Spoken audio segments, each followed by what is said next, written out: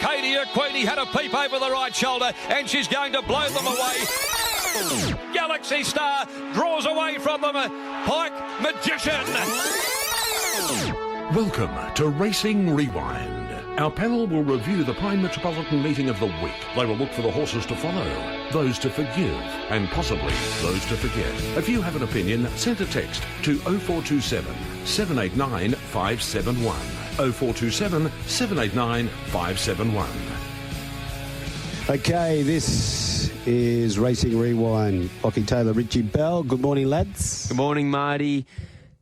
Rich and listeners this morning, great to be in. Sheila Gwynn Classic Day at Ascot yesterday. Great vibe on course, Marty. You were there. Great crowd. Really enjoyable day. A1 Engineering, Sheila Gwynn Classic, and taken out by Generosity. She's been a bit of a talking point over the years on this show at her racing pattern, the fact that she continues to get back in her races and she always looks like the unlucky runner of the race. But yesterday was her day and it was nice to see her salute. It was Bon Joy's turn to be a bit unlucky, I thought, just held up. And Richie Bell, you were at Narrogin yesterday calling the Swan Draft Narrogin Cup, taken out by Brave Contender for Lisa Staples. Yeah, good morning, Marty. Lochie, Brave Contender and Angie Smith, and they were right alongside where I was calling on the platform there where you can watch just near the finishing post, and they were going absolutely ballistic, Angie and her team of owners,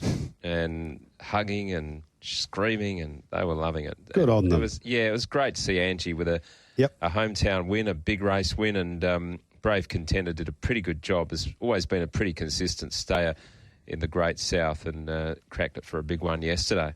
We spoke to Kevin Timms on drive, I think it was on Friday, and he highlighted there'd be money for Brave Contender. I'm pretty convinced if he either tipped it to win or run second, he was all over it. He gave it a good mention. Yeah. Gee, there were some big moves yesterday at Narrogin. Justice was heavily backed in the first, was unplaced. And then there was a big go in race 2, Quickest Silver, unplaced. Then Oscar Charlie was smashed, even money into $1.55. A big move there. Good Vibes was $2.50 into $1.80. It got beaten again. Speed Bubble, $10 they bet, started $3.50. It was one of the best Narrogin wins that I've seen for a while. It was explosive. It was remarkable, and a similar sense at Ascot as well. So was that the one Austin Gallardi rode? Yeah. Yes, I saw green. that. What a ride. Black and green colours? Correct. Yes. For Justin Parsons. Balga Soccer Club. What about at Ascot yesterday? Steward's Room? I don't think there was much action there. No, not a great deal to report from the Steward's Room. In terms of the pattern of the day, I thought the track played quite on speed. It certainly looked like an advantage, probably from... We got an idea after maybe the first 3 to 4 races that it looked like he may have needed to be on speed. And so often we see at Ascot, the Sal Wesley then picks up at the back end of the program and evens proceedings out. But it didn't quite occur that way yesterday. So I'd be forgiving of those horses that were settling mid to rear in many, many races, and hopefully they'll be able to bounce back next start at a price. Shaun McGruddy's going to be a special guest on the program. Looking forward to catching up with Shooter, because we are racing in Albany today. It is the Wellington and Reeves Bluff Knoll. Heavy 8 at the moment, overcast conditions forecast and only 20 degrees. So punters, put your wet track form head on when you're doing the form.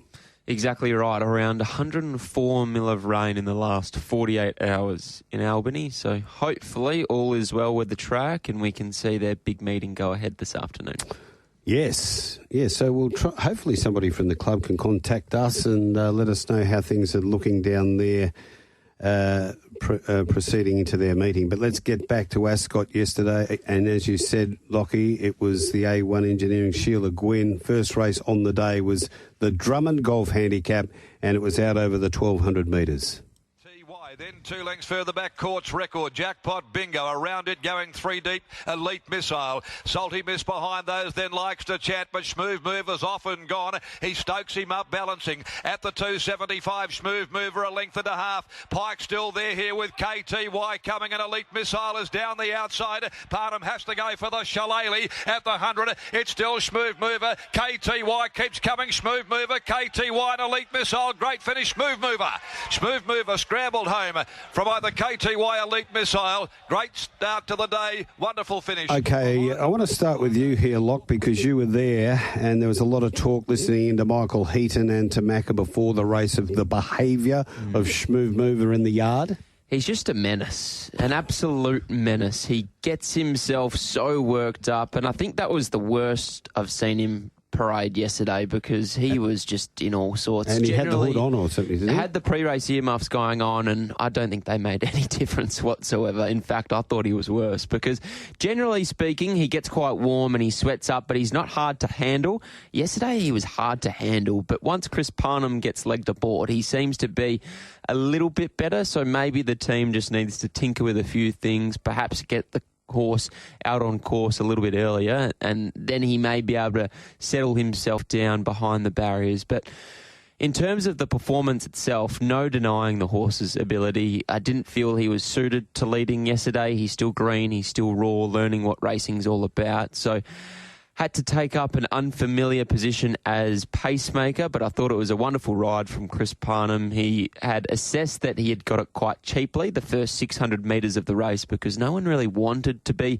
out in front. And in that sense, I thought it was a great ride from Willie Pike aboard KTY to roll forward and settle outside or in behind his main danger in Schmoove Mover. But in the end, he got the job done. From all reports, he's handling his racing well behind the scenes, so the team see no reason why to give him a break, and hopefully, just with more racing, he can continue to learn what racing's all about, and his pre-race manners can become a little more manageable. And in relation to that front-running position, KTY potentially had an option there in that first 50 metres because it was about 3/4 in front, but Willie chose just to sit up outside of Schmoove Mover.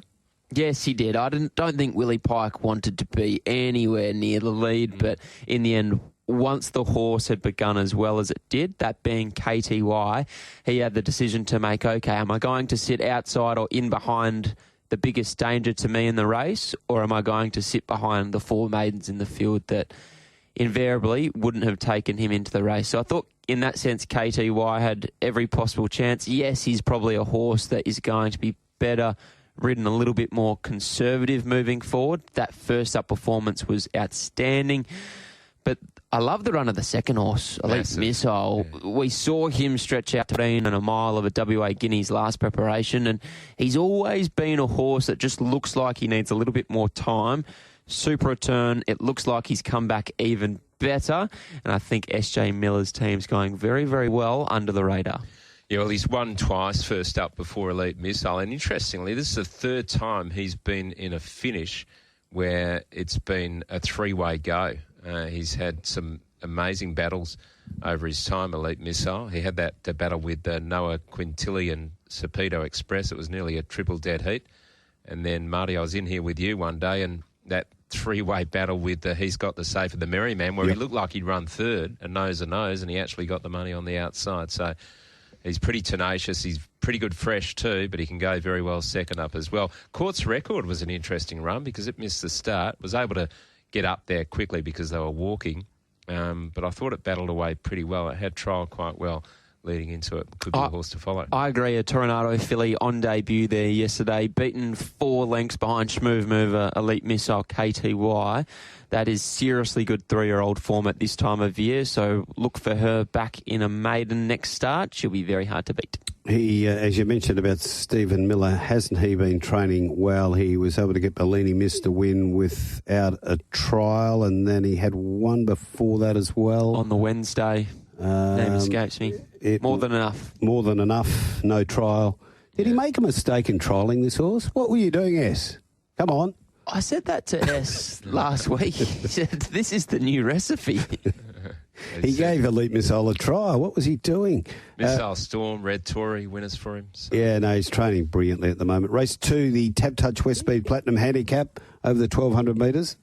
And Invincible Ruby is last. They haven't gone out and made any real time. It's been steadily run only. Coming to the turn and flicked the switch on the outside, headed Bo Talk and went for home. Faithful gave her a head, flicked the switch a length clear. Bo Talk down the outside, Brazen Empress. Pike's hard at work on Hymns of Eladair, but he's starting to run on well. At the 150, Brazen Empress had hit the front. Hymns of Eladair trying hard. I don't know if it'll get there. Brazen Empress clinging on. Hymns of Eladair diving, didn't get there. Brazen Empress first up, one from the odds-on favourite Hymns of Eladair. Chop Suey came hard down the outside and close up as well. Invincible. Yeah, that's how it looked in the run, didn't it? Brazen Empress was always in front of Hymns of Eladair, and to my eye, Rich was, I thought, travelling better in the run than Hymns of Eladair, who should have won, but just couldn't get over the top of Brazen Empress. Yes, I don't know about should have won. It had his chance to win. Probably. Brazen Empress was almost holding it right on the line. So Brazen Empress was impressive. They tried it up to 2100 at Kalgoorlie last campaign, but some of its wins there at Kalgoorlie as it gradually improved through its campaign were very, very good indeed, where it was able to show a real dash from about the 300 to the 100-metre mark a couple of times in its victories. And yesterday, again, we saw that dash. It came out a very, very good trial, as it turns out, Brazen Empress. So its trial at Belmont Park on the 4th of March, B-Bar Doe came out of that trial.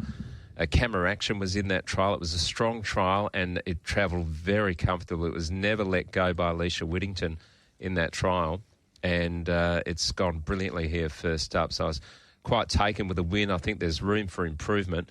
And it's set for a really good campaign, Lochie. I agree, Rich, and I thought her ability to stretch out over a little bit further was on display yesterday, because I agree. I thought that she was holding Hymns of Eladair on the line, and I thought he had his chance. I know I agree with you, Marty, and I see where you're coming from in the sense that he didn't have momentum perhaps at a vital stage, but for the type of horse that he is, he's shown a turn of foot throughout his career. So he still had at least 200 metres to reel in Brazen Empress, and he wasn't able to do so. Still a good run, but at $1.60, I'm sure the punters weren't too impressed. Chop Suey, the third horse, I thought that was a very impressive run. As we've touched upon, difficult to make up ground all day there at Ascot yesterday. They didn't seem to set any records out in front. So back in the field, almost last in running, I thought he was a very credible effort to finish home into third. Yeah, Willie wanted to get around to the outside initially of Brazen Emperor, but Star Power, the grey, was there and they had no chance of doing that. So he quickly went underneath. Then he had to come back out because there was a wall there in front of him. And he was a victim of circumstances. He did absolutely nothing wrong there, Willie Pipe, because someone did mention to me after the race that maybe he could have had other options. But watching the replay, there's no doubt that Willie actually rode the perfect race in the end. 2.5 kilos weight difference, and you're trying to zig in and zig out. You know, like if you run the race again, it could win. But the point I was making, that when you're watching it in the run, 800, 600, Brazen Empress was the one my eyes got attracted to without having a bet in the race. But if I was betting in the run, at that point, I would have said that, well, there's the winner. No. Do you agree with that, Rich? Yes, I do. Yeah, it was travelling. Because you're one of the best in the run punters I've seen. Safeguard is the sire of Brazen Empress, by the way. So, and the first winner was Territories. Into race number 3, the Glenroy Chaff, and it was Luke Fernie's turn to train the winner. The rail, then Spicy Thang. Well back is Mr. Kissinger, Delta Sun, and Penny Lass is last. On the home corner, they'd straightened up and King's Court led clearly. Exceed the Boom setting after it. Split the G down on the inside and splitting those Heaven Specified at the 175. King's Court, Exceed the Boom on the outside is closing down the margin, and coming between them Heaven Specified. King's Court, Heaven Specified. They're going to split it locked together. There won't be much in this. King's Court, Heaven Specified, Head Bobber, Exceed the Boom, flying home right up on the inside, Delta Sun late, and also Split the G. They were followed further. Well, it was a day of close finishes, wasn't it? There were a real bunch of rib-tickling finishes there for old Cobb de Cour, but he got Kings of Court home for Luke Fernie and Chris Barnum. It was a big day for the Fernie family as well. Great day for Luke and Pete, and Luke continued his fantastic form with the 2-year-olds, with King's Court saluting first up there yesterday. He's always shown dazzling 1,000-metre speed. We've seen it in 400-metre jump outs where he just jumps and runs. And at the 1,000 yesterday, he looked very well suited and was able to find the front from that low draw. And from there, aided by the way the track was playing yesterday afternoon, I thought he was able to get the job done. Now, where we go to next with a horse like King's Court, I'm not sure. Is he a top liner? Gun to head, I'm going to say no, because he looks like an out-and-out 1,000-metre horse. So perhaps at those shorter trips, he can continue to put more wins on the board, but I just have a niggling doubt as to whether he's a top liner that could head to a Perth Stakes at 1,100 metres and a Karrakatta over 1,200 metres, but I'd happily be proven wrong. Heaven Specified, I love this run of this galloper on debut, a playing god, and in recent months we've just seen a number of playing gods struggle to travel between the 600 and 400 metre mark. They're obviously a breed that get better with a little bit of age, a little bit more time, and that was the case yesterday as well, because King's Court just rowed like a professional yesterday, and Heaven Specified just lost a crucial amount of ground at the top of the straight, so much to the point that Exceed the Boom actually went around him. But once Heaven Specified was actually able to balance up, I thought he found the line really, really nicely. Clearly a horse that will take a lot out of that debut performance, so I'm excited to follow him moving forward. Yeah, it was a crazy price, $61. It actually trialled pretty well after leading, and out of that trial came Heaven Specified, Delta's Sum, which was unbelievable in this race, finishing fourth, which we will talk about in a moment, and God's Rapture, who came out of that trial as well, and it was 3 wide, no cover, and was one of the runs of the race here behind King's Court. But agree. What about the run of Delta's Sun here, Lochie? Huge. Trialled reasonably well in the lead up to yesterday's performance as well. Was back in running near on last and just saved all the ground, Lactara Moli. The real eye catcher along the fence. The 1,000 looks far too short for this galloper. The blinkers went on yesterday, but the blinkers didn't do enough to sharpen him up for the 1,000, but out to 1,200 metres in an ideal world next start, he's a horse that will be eating up the ground lane. Yeah, it's out of that Hammerquist mare to Delta Jane, who was quite smart. Absolutely. Exceed the Boom, very unlucky. 3 deep, no cover throughout. Travelled into the race like the winner, and perhaps the run that he had first up. Just told in the end, Split the G. She went around as your favourite or second favourite in the end yesterday. I thought she was okay. Had every possible chance in behind the stablemate. Obviously followed him through at a vital stage. Yeah, I thought disappointing. Maybe coming towards the end of it, but I'm sure with the 2-year-old features coming up, Luke gives her a short freshen up and hopefully gets a little bit of black type on her page. So when you were analysing that race beforehand, Richie, you had no standout unraced 2-year-olds, and the finish tells you that. What is there? 3 lengths between the first 7. So you would think a horse who'd won a race would have an advantage over sort of what would look like, let's just say they're all even opposition. Yes. This horse has been to the races before and won a race. It had every conceivable. And I know it's only beaten a length and a half, but if you're a punter who'd back that, you'd be a bit disappointed with the run. I guess Exceed the Boom had some experience there, and there were some horses coming into this race that had trialled really, really well and under good holds. So there was a danger there for Split the G to be able to make it 2 in a row. God's Rapture. I'm with you on God's Rapture. Loved the look of this filly at the trials, and in a similar sense to a horse like Heaven Specified, just lost ground at a crucial stage coming around the home corner, but once Joy Azzopardi was able to balance her up, I thought her last 100 was very, very good. The 1,000 just far too short for her. Whether Ted pushes on with her and tries to get her to some of the bigger races, I'm not sure, but she looks like a 1,400-metre mile playing god all over. I think she's a filly with a big future. Yeah, she's out of a sprinting dam there. I think Ted might have had her for a while. Joanne Forrest ended up with Rude de Marengo. It was a bit more of a sprinting type, so it's going to be interesting to see how far God's Raptures goes. My Riches was the other good run. It got badly held up until about the 150 and then was flashing through late and only got beaten 3.5. Winner by Time to Reign, who's a time for war. You are listening to Racing Rewind on Tab Radio Racing and Sport. From the leader who's flying along on the rail, Shooting Spirit. Zing to Win brought up the tail. 400 left to go. Sinful Living and had pace to burn. Led them flying into the home straight from Capray Omnia. Over on the outside, travelling to third, Golden Fighter. A length and a half to Pin Deep. Keep It a Mystery's running on as well. Sinful Living joined by Capray Omnia. And on the outside is Keep It a Mystery. Keep It a Mystery and Pin Deep. Keep It a Mystery though, edging its way clear. Keep It a Mystery gives Chris Parnham a treble. Keep It a Mystery beat Pin Deep, Golden Fighter. Yes, in the MCA Polytrack Handicap it is. Keep It a Mystery. Luke Fernie and Chris Parnham beats Pin Deep, Golden Fighter third, Capray Omnia in fourth. Nice win, really nice win. Keep It a Mystery, a horse that we have seen ridden on speed previously, but with the speed set by Sinful Living out in front, Chris Parnham just elected out of the speed battle. Changed this horse's racing pattern, and that was the key to his victory yesterday. Obviously, there was a small little gear change with the visors going on just to give the horse a different look at life, but Keep It a Mystery, a really nice win. That was his third win at the 1,000-metre journey. At this stage of his career, he looks like a 1,000-metre specialist. High speed out in front with a run just in behind them. I think Keep It a Mystery has more wins in the future.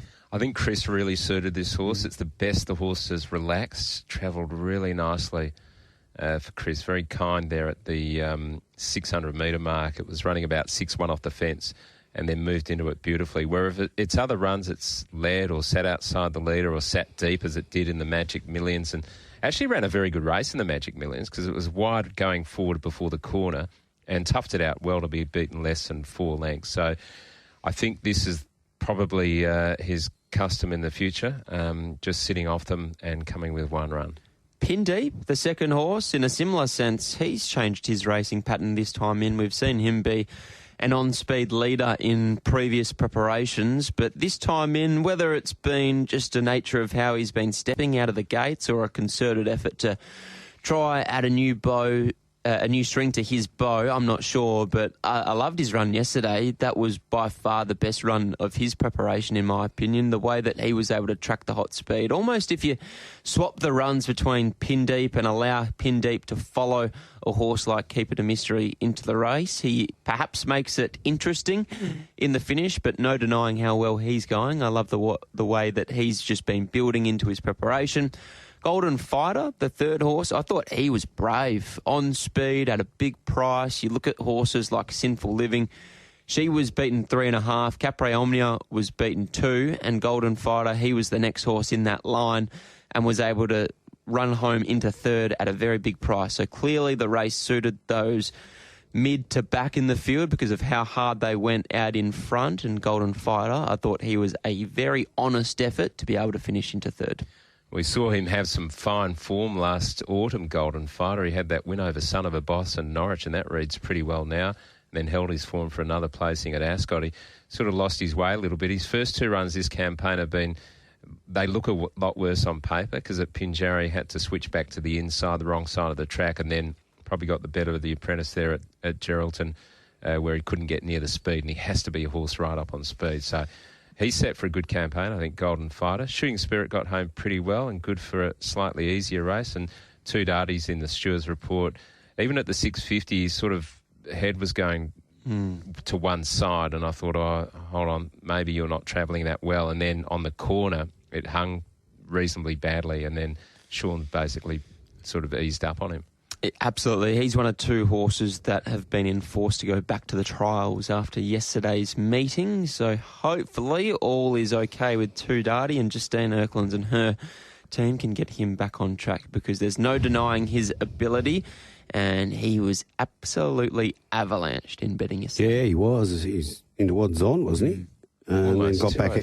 It got into odds on, then back out late. Keep It a Mystery on that win's going to win more races, isn't he, Rich? He just travelled so well at the 600. You almost saw Chris go for another handful just to keep him back in. He was travelling that well, and then he had to get outside of Pin Deep.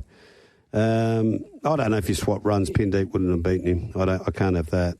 And Shooting Spirit, I think a little step up in trip.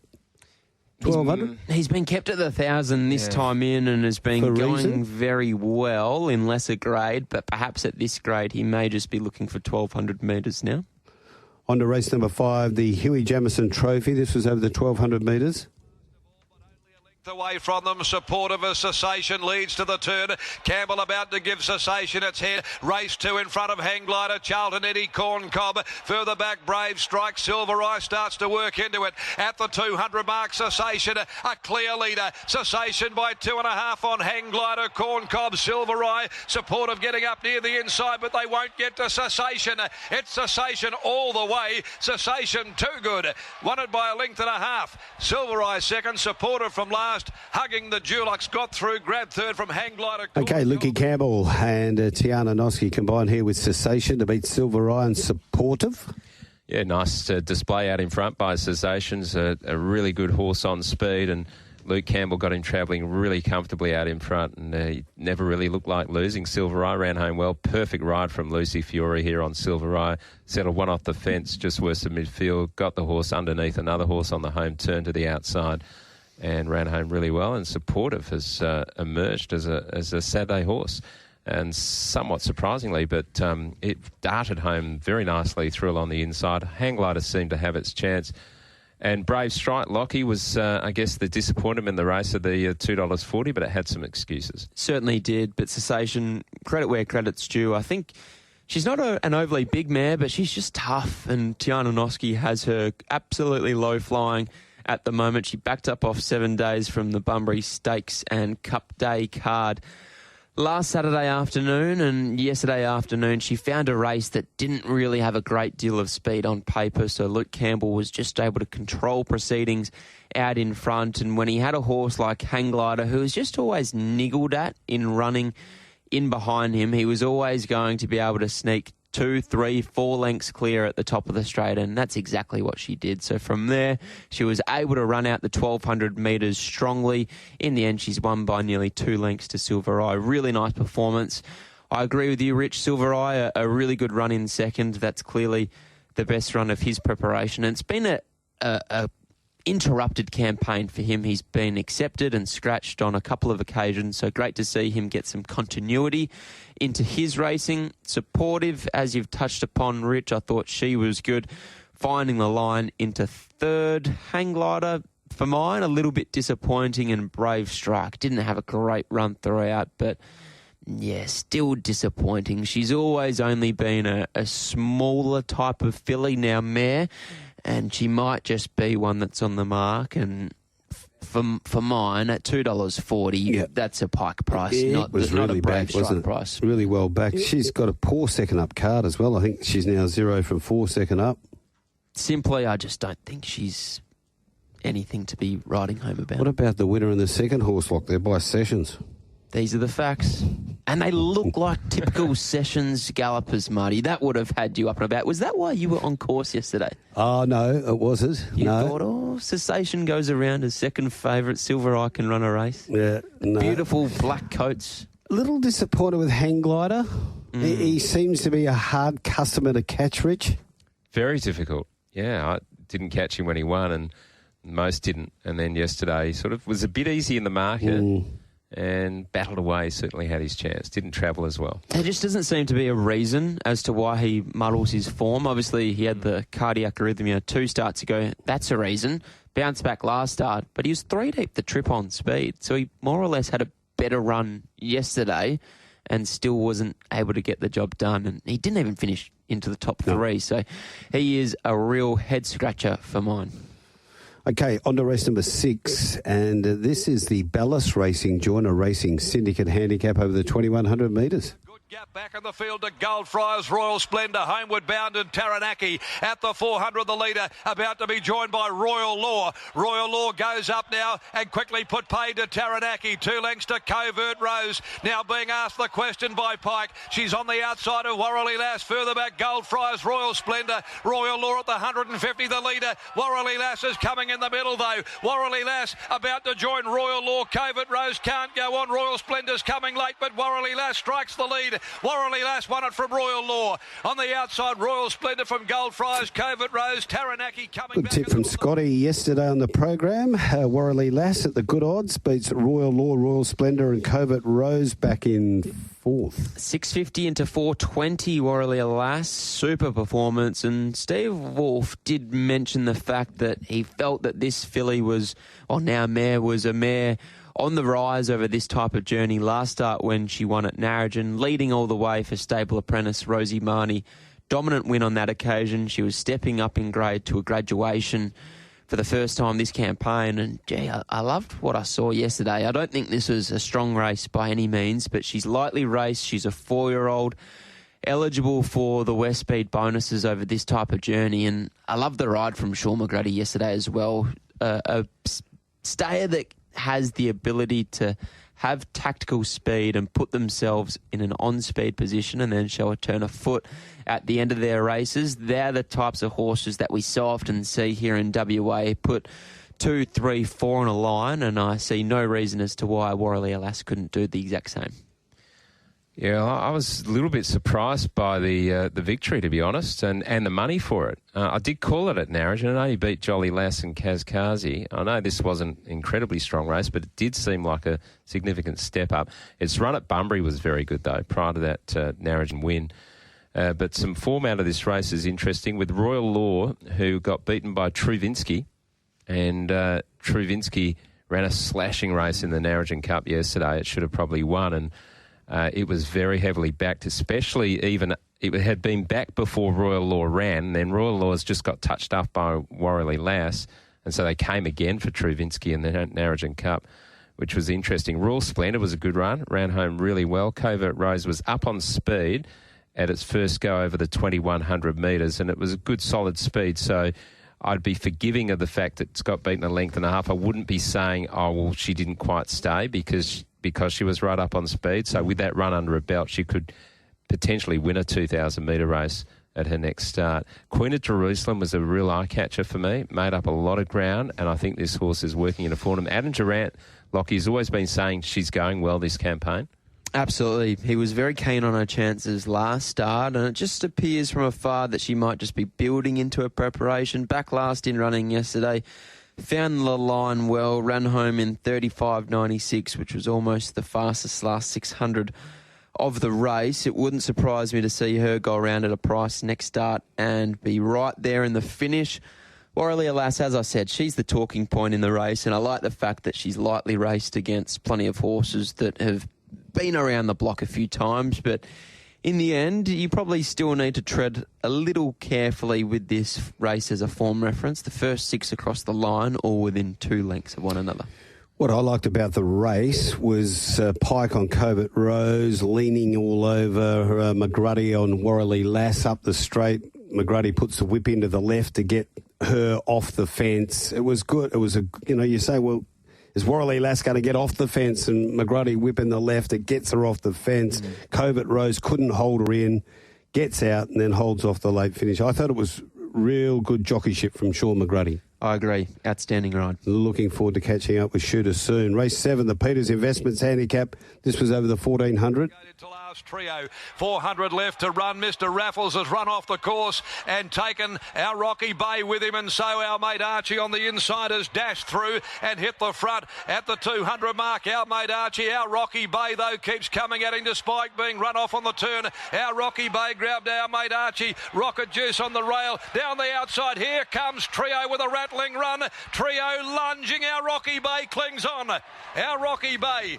fell in from Trio. Our mate Archie tight for third. It's there with Siberian Siren, Rocket Juice. Yeah, it was our Rocky Bay beats Trio, our mate Archie and Rocket Juice in 4th. Siberian Siren was in 5th.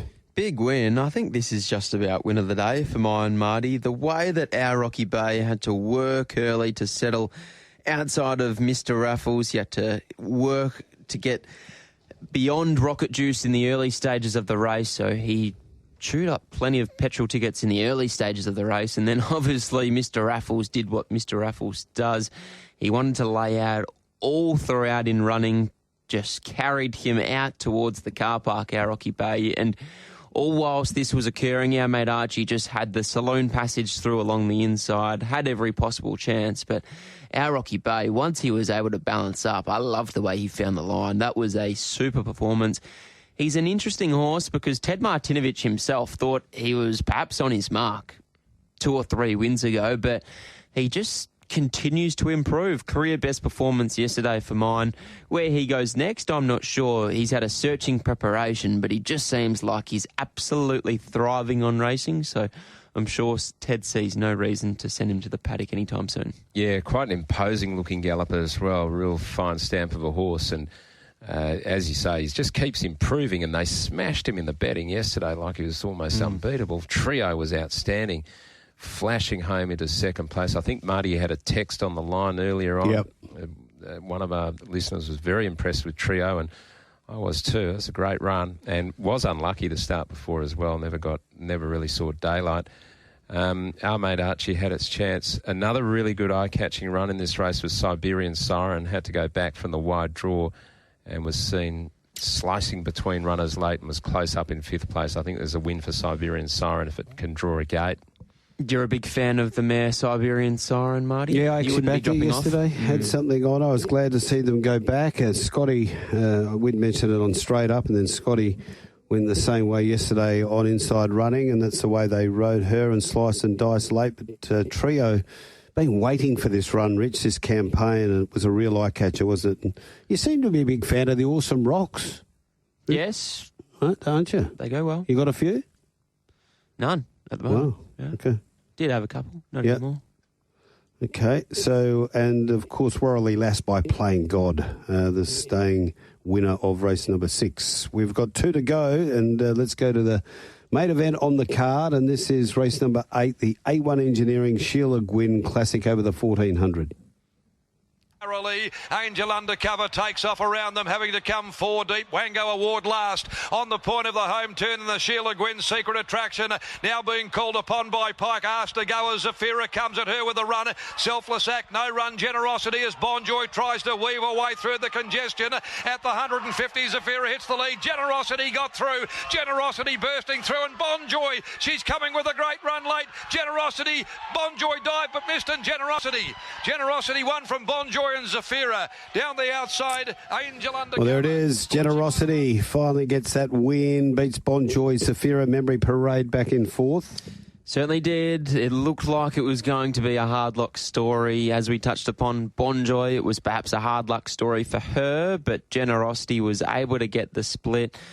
It was just a farcically run race in the early stages. Not even the early stages. The whole entire race was just an absolute crawl, and Generosity, she was in behind Secret Attraction, who was out in front yesterday. Lucy Fury, it was just an incredibly patient ride, but I actually just don't think Lucy had any other option but to be patient. She just had to wait and wait and wait until a gap came. In the end it came, and that type of run probably suits a mare like Generosity. Yes, she didn't have the momentum to build through her gears, but we've seen all throughout her career she has fantastic point-to-point speed, and maybe even a slight query at the end of 1,400 metres. The way the race was run yesterday, that really played into the hands of a mare like Generosity. Yeah, you can wait with calmness or you can wait with calamity, and Lucy waited with calmness. She looked fantastic on the horse even though she had nowhere to go. And as soon as that little gap came, she's just sliding through, and I thought she looked magnificent in the saddle there on Generosity. It was a perfect ride in the end. Gee, Zafira was huge. 3 wide, no cover. We've seen this horse do this before and stick on in good races. So it was a very good run by Zafira, and I'm thinking if it can get a sit in about 5th place, just behind them off a fast speed, it's going to be very hard to hold out, even over shorter distance of, say, 1,200. And Angel Undercover continues to race really well, was forced to do it on her own out wide on the corner. And I thought it was an excellent effort. And whether it's 1,200, 1,400 metres, Angel Undercover is very competitive. As we touched upon, Bonjoy, a super run in second, unlucky not to win the race. Clearly didn't suit her whatsoever, but she'll go to the paddock now and be set for a Railway Stakes, which is very exciting. I agree with you, Rich. Zafira, very, very good. I felt Geordie Turner perhaps had an opportunity to actually slide forward in the early stages of the race, but perhaps under instruction to get back in the field and find some cover. Good improved run in that sense, and then you need to be forgiving of horses back in the field. Horses like Memory Parade, Angel Undercover. Memory Parade was in between runners coming into the corner, didn't have a great deal of momentum at a vital stage, and Angel Undercover was back and had to make a wide searching run around them. I thought they were credible efforts. Secret Attraction loved her first up run, made her a horse to follow, unsuited leading, and I feel like if Willie Pike had his time again, even if he does lead, he lets her roll a little bit more because she just didn't look comfortable at any stage. Yeah, she jumps so well. She's so much better than that. She could easily win her next start. One that's gone under the radar a little bit is Selfless Act, who was right up there until about the 150. Just weakened late, I think back to 1,200 metres. This all started 100 to 1. It could win a slightly weaker race at its next start. Overs Gods come into play here. We're up in the Directors' Lounge for the owners' only day, I think it was, and there was a Calcutta on the race, and we secured Bon Joy at the equivalent odds of $3.50 concession. Thank you very much. Over Mystic Jane, fine touch down on the inside, trying to find a bit of daylight. Next on the outside then, Sail Session coming into it from close at hand, and back behind those defending as they race past the 250. Sail Session comes at trespassing. Sail Session reaches the lead now, gets about 3/4 trespassing, starts to extend, comes away. The last is all over, bar the shouting. Sail Session's going to win and win well. Sail Session scored, beat trespassing close at hand. Fiore's got a treble this afternoon. Then came there Gage it was, Rose. Sail Session winning, Dan Morton, Lucy Fiore trespassing second, close at hand third, and Gage Rhodes disappointing in fourth. Yeah, really nice horse, Sail Session, and Dan Morton's got a pretty high opinion of this horse, and he's going through against the older horses and doing very, very well as a 3-year-old, so can head to the Derby and be very competitive. Sail Session just has a really good, strong rolling gallop without a sensational turn of foot, but it's going to win this horse a lot of races, Loch. He looks awfully well suited up in trip as well. 1,500 metres yesterday, all going well. He backs up into a JC Roberts at 1,800 metres next Saturday afternoon, and I'm excited to see this horse get out in trip. I'm not sure if he's bred to get a trip, but just looking at him as a profile, I feel like he has all the attributes to get out over more ground, which I'm very excited to see. Yeah, Roberts is going to be a good race. We've got the Natasha, we've got the Grandstand Cup. It's going to be a really good meeting next Saturday. Of course, Pinjarra Cup will come up on the Sunday. Touching on a couple of the others here, a trespassing ran well. Close at hand was Game again. Gage Rose did enough. Playing Quest just fair. Looked a little bit up in class for mine and started under the odds there at $4.21. That finished second last, actually third last. Forbidden Apple got into a mess there at the 250 metre mark and then was finding the line. And although it's got beaten 8.8, the run was much better than what it looked. Got a special guest joining us, Shaun McGruddy. A very good morning, Shaun. Good morning, gentlemen. How are you? I just wanted to congratulate you on your winning ride on Warralea Lass yesterday. I thought it was a terrific effort. Yeah, thank you. Yeah, good to get one for the Wolfman again. We're back in a little bit of form, so that's good. Morning, Shooter. Congratulations again on yesterday's win. The other horse I'd like to touch upon yesterday before we have a look at today's rides is Elite Missile. What did you make of his return to the races? Oh, absolutely super run. Sort of got dragged out of it from the 600, so I had to sort of take off to put him in the race with that top weight, and obviously just missed. So he's definitely a horse that can get 14 to a mile, and he looks to have come back in great order for S.J. Miller. Okay, let's go to the big one this afternoon. You're aboard Rope Them In, who is the favourite in the Wellington and Reeves Bluff Knoll. What did you make of his recent trial? Oh, look, it was just fair, but Wolfie said he hadn't tightened screws yet, so I'm expecting a lot better showing today, and obviously, certainly we'll know a lot more as to how things are shaping up for the Pocker after today. Yeah, look, we're just driving down now. It's raining, so it's going to be a softish to a heavy track by the time the Bluff Knoll comes around. So that'll be interesting to see how he handles that, but it should allow for back markers to get into the race, hopefully. Officially, the track's rated a heavy 8 as we speak. Do you have any word on how the track has recovered or handled the rain that it's received over the last week? Oh, Wolfie just gave me the old usual. It'll be right. It drains pretty well. I've obviously been going to Albany for a long time, and it is a pretty safe track when it rains. It's sand-based, so we'll just know more as we go along throughout the day, I guess. When it gets wet, Shooter, they tend to get off the fence, though, don't they? Yeah, they do. The rail is back in the true, so it's a fresh pad. So hopefully it's not too bad by the time the Bluff Knoll comes around, because we have drawn in, and, you know, being on a horse that sort of gets back now that he's up in grade, you know, I think it'd be quite hard to sort of hold a 2 or 3 deep line with all the speed that's in it. So we'll probably be manoeuvred down to the fence at some stage. But I'll just be looking for, obviously, a clear path home, and then, you know, sort of worry about the state of the track after that. Obviously, the first aim is to sort of get clear running at some stage. And what are you hearing about Call of Duty? It trialled quite well recently. It's only had one start on a heavy track and was unplaced first up today. Yeah, look, his trial was really good, as you would have saw, but I was down here Tuesday morning for track work, and his work was only fair. So I initially thought he was my best ride on paper, but yeah, it depends what you want to go on, the trial or his track work. I'm not sure, but we'll know more after the race. Can Saul OK win the last? Yeah, look, he's got to win 3 in a row, but I feel he can. He's obviously suited in front, but yeah, look, that'll be plan A to get to the lead, and you know, he won with a heavier last start, albeit in a lesser grade race. So the 58 today won't worry him. Yeah, he's just got to continue on his winning ways, I guess. Okay, and you ran second on Ginger's sister last start. Could it go one better today? We certainly hope so. I dropped my whip at the top of the straight, although I don't think that would have made the difference. But the wife's got a small share in the horse, so the pressure's on. Hey, Shooter, thanks for jumping on. All the best. Should be a great day down there in Albany today. Fingers crossed. Thanks, guys. Appreciate it. Shaun McGruddy there. We better come back and find out horses to follow. On Racing Rewind, it is time for the boys to look back and determine who are the black bookers, the ones to be on next start, the horses to follow.